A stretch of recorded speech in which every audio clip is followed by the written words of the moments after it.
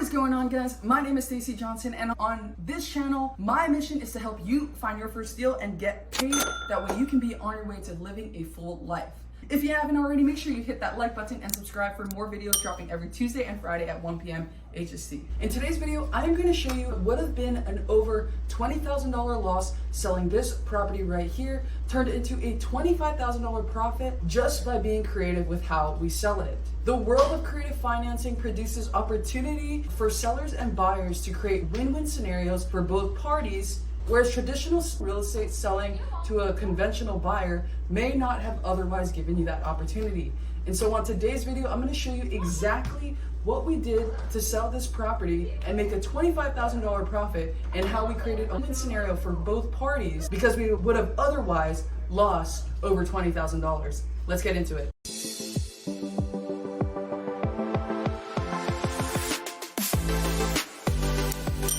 So I'm here standing in this property that we bought in March of 2022. This property was purchased on a VA loan. And if you guys don't know what a VA loan is, essentially a loan that you can get when you are a veteran. And a VA loan will allow you to put 0% down on your property, and they even allow you to put your closing costs directly into the loan. That way you can buy properties for as minimal amount as possible. And this is a great tool, especially when you're living in a high price market like Hawaii, because it's really hard to save up for a down payment. At even 5% of a $1 million home is a lot of money for somebody to save. And so a VA loan presents an opportunity to buy properties with very little money out of pocket. Now, the downfall of a zero down loan is that your total loan amount is going to be exactly what the property is worth. And so it's going to take some time till you're able to build up some equity. And so you see this scenario all the time. These military people come to Hawaii, they end up buying a house, zero down, and then let's say that the market turns and 2 years later they need to leave and sell their property. Now they're stuck with a property that is less in value than what their total loan amount, and they're gonna have to come out of pocket to sell. And this is exactly the scenario that we are in today.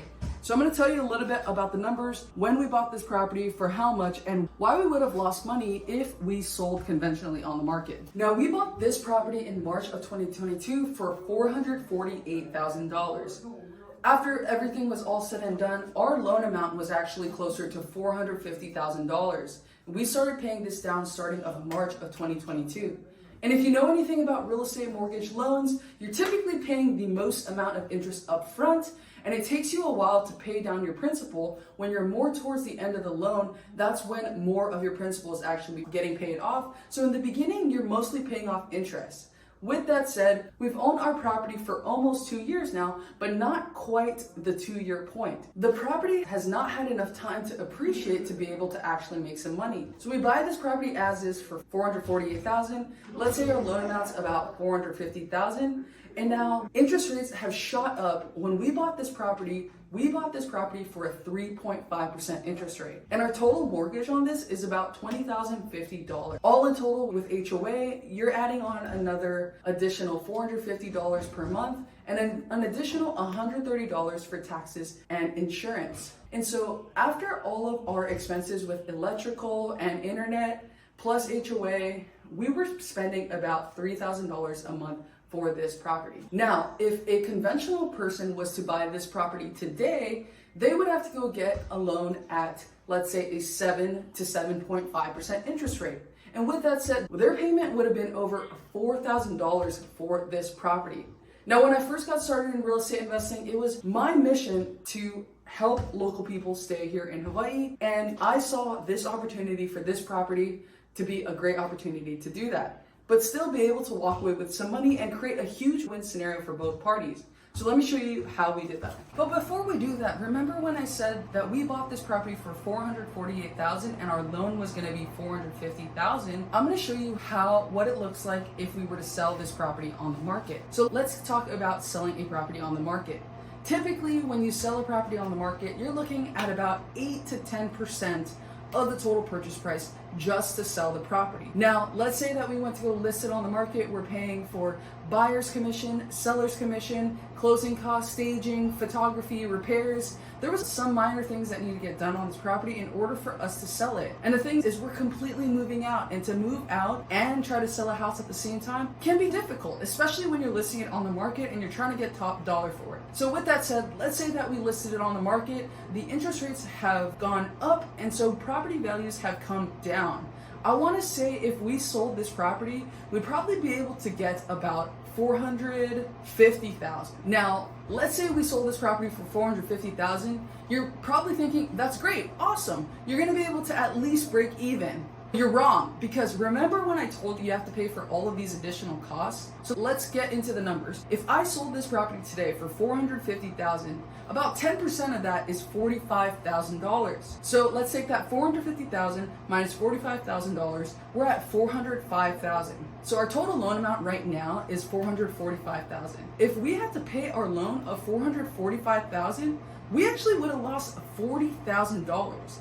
And that's taking into consideration that in this scenario, the seller asked for 0 concessions. So how the heck did we make $25,000 on this purchase when we otherwise would have lost $40,000? Let me show you. The secret to creating a win scenario for both parties was through what's called creative finance. When it comes to creative finance, it can be many different ways that you're financing the property, but essentially the seller and the buyer is going to negotiate something a little bit more creative that is a win scenario for both parties on how to finance this property. So as far as this property right here, we ended up selling this property on what is called an agreement of sale. Now, the cool thing about an agreement of sale is that the seller is protected because the buyer doesn't actually take full title to the property, but the upside for the buyer is that somebody who couldn't otherwise qualify for a conventional loan can go and technically own interest in this property itself. So we sold this property on what's called an agreement of sale. And now this agreement of sale is essentially an agreement. Other states call it a land contract or a contract for deed, but essentially it's an agreement that says, hey, I'm going to pay you this amount of money down and pay you this amount of money in payments every single month. And at a certain point in time, the buyer needs to go and get their own loan. So we ended up selling this property actually for $445,000, exactly what our loan amount is.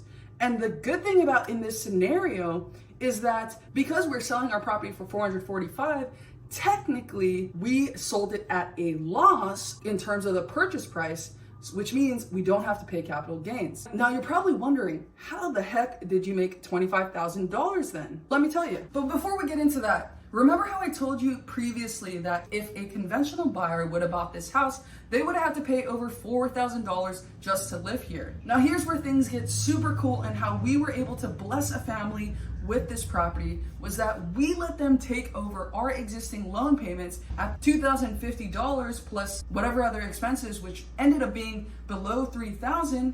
They get to pay those payments for the next 3 years. And so while they're starting to get their credit, their money, their qualifications, all of these things in line, they're already paying down their loan at a 3.5% interest rate, which is great. Now we created this win scenario for both parties where the local family who would have otherwise had to pay $4,000 plus now gets to pay less than $3,000 to live there.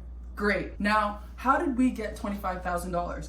So when you go apply for a loan, typically the lender is going to charge what's called a loan origination fee. And so essentially that's what we did. We charged a loan origination fee for this transaction to the buyer of $25,000. And that's how we made that $25,000. And that's pretty much it, guys. That is the beauty of creative finance. And so if you guys have a seller, especially for you realtors out there, who is upside down on their mortgage, or if when they go sell, they're going to have to come out of pocket with some money, let's have a conversation. Let's figure out how we can pay you as a realtor, how we can pay the seller some money, and I can buy the property and create a win scenario for all parties. Hope you guys like that video. I'm gonna take you guys on a quick little tour around here. This is a 2-bedroom, 1-bath apartment, 600 square feet. We are standing here in the living room, and this was our primary home for the last 2 years. This was Marcus and I's first property. And just give you a little tour around this place. This is the living room. We got our family values up there, of course, and just so you know, if you spell out all of the first letters in our family values, it actually spells finish. like it is finished. But anyway, the reason why I love this property when we bought it was because one, this kitchen was not remodeled, which means we had an opportunity to add some value. On top of that, all of these carpets were brand new blinds, and all of this bathroom was reglazed, so it looked new. But for me, when we were trying to buy this house, I wanted a fixer. Marcus wanted something nice, and so this was a great middle ground. That it was nice, but it obviously could use some work. Now, the really main reason why I love this property is because it is actually surrounded by a ton of new development.